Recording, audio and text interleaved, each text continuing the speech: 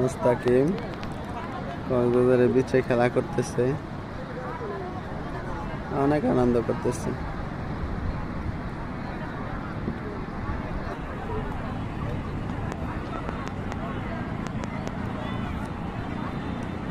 সূর্য অস্ত যাবে, অসাধারণ মুহূর্ত।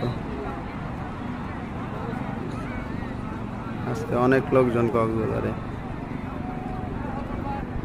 লোকে লোকারণ্য।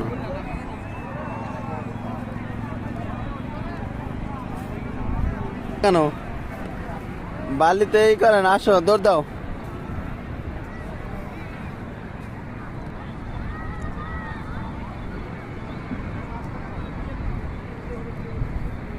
খুব মজা লাগে না?